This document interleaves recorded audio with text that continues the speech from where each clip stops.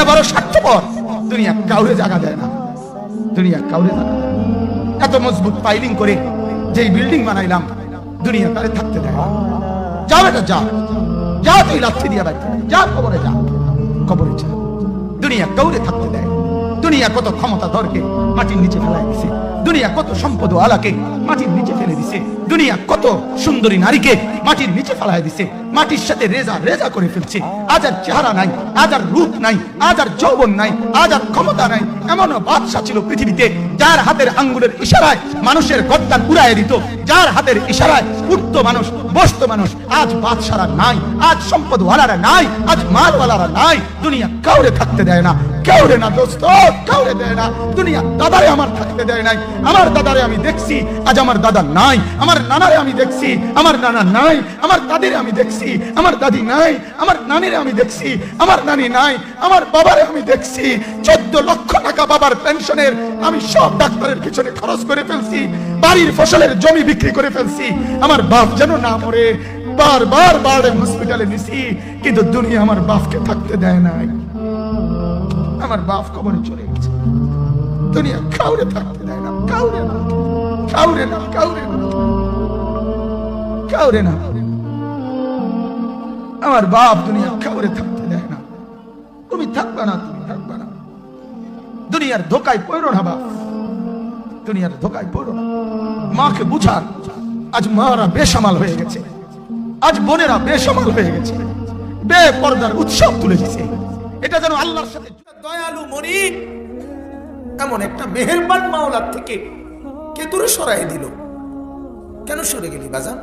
এই যুবক ছেলেরা বলো না বাপ। আজকে যারা তোমাদের চেহারা দেখলে অনেকেরই তো বোঝা যাচ্ছে একটা সেজদা কপালে দুটে নাই। এখানে অনেক ছেলে আছে, আমারে বললে আমি দাঁড় করাইতে পারো, আমি চেহারা দেখলেই বলতে পারো। নামাজ যারা পড়ো নাই, বলো না বাপ আল্লাহ কি অপরাধ করছে? এই চোখ লাগায়া, নাক লাগায়া, কান লাগায়া আল্লাহ তাআলা তোমার কাছে কি অন্যায় করছে বলেন?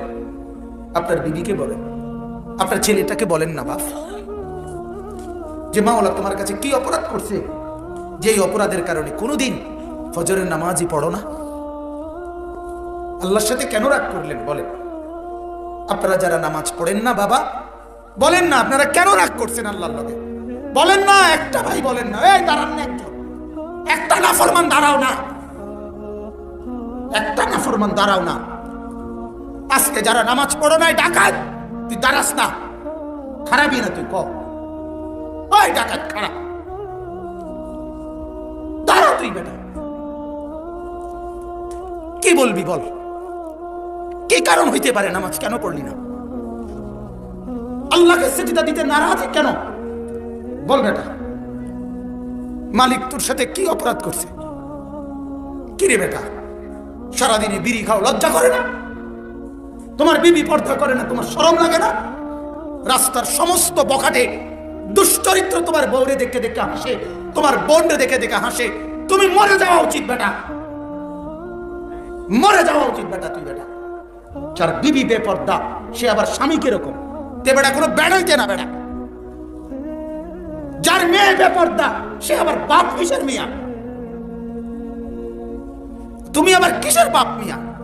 জিন্দিগি বুঝু বাতের থালা। বলেন, আমারে মাফ করবেন, আমি শক্ত হলেও কিছু করার নাই, আমার আবেগ আমাকে বলতে হবে। আমি আরেকবার আসবো না না আসবো সে কথা ভাবিও না। আমি নতুন আসছি না পুরাতন আসছি এটা দেখারও দরকার নাই। আপনারা আমারে চেনেন না না চেনেন এত কিছু আমার ভাবার দরকার নাই। গায়ে লাগে না ফিডে লাগে এত তান চিন্তা করার দরকার নেই। আপনি বিবেককে বলেন, আপনি আপনার বিবেককে প্রশ্ন নাহলে জবাব দেন। দাঁড়ান, আপনি বাড়ার মতো কথা বল, আমরা শুনবো। কি কারণ থাকতে পারে? আপনার বিবি কেন নামাজ পড়ে না? তার জন্য কেন খরচ করছেন? যে ছেলেটা নামাজ পড়ে না তার বিদেশের টাকা কেন জোগাড় করছেন মিয়া? মুসলমান লজ্জা লাগে না? ওই ডাকাইতের হাতে ছেড়ে দেন।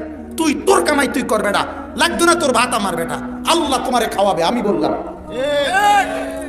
তোমার ফুতের বিদেশের টিয়া দিয়ে চলতে আর দুনিয়ার মানুষে ভাত খায় না। হ্যাঁ, কয়জনের ফুত বিদেশ থেকে খাবাইয়া একটা আলগি দিয়ে লাইছে আমরা জানি না। হ্যাঁ, আল্লাহ তাআলা যার ফুদ বিদেশ নাই তার ভাত নাই। কথা বলেন না কেন? হ্যাঁ, যার ফুদ একজনও নাই তার জন্য ভাত নাই। যার সন্তান মরে গেছে ওই বাবা মরে গেছে, আল্লাহ চালায় না তো তাইলে? এজন্য আমি বলছি আপনারা আমরা মূলত জিন্দেগি চিনি নাই, আমার জিম্মাদারিটাই বুঝি না, আমার দায়িত্বটাই বুঝি না। আমার দায়িত্ব আমার বিবি নামাজি হবে, এটা আমার জীবন প্রয়োজনে যত কিছু করতে হয়, যত মেল, যত মিটিং, যত দেন, যত দরবার, যত যুদ্ধ, যত সংগ্রাম যা করতে হয় এবেডির লগে আমার এটা করে যেতে হবে, বিনিময়ে আমার বউ নামাজি হইতে হবে। এটা হলো আমার সিদ্ধান্ত। আমি মরি বাসি, বাদ ফাই আর না ফাই, আমার ফুতের বউ নামাজি হইতে হবে, আমার ছেলে নামাজি হতে হবে, আমার মেয়ে নামাজি হইতে হবে। আল্লাহর কসম বাপ, এটা হলো মুসলমানের সিদ্ধান্ত যে পাহাড় নড়ে যাবে, আমি আমার জায়গায় থাকুন।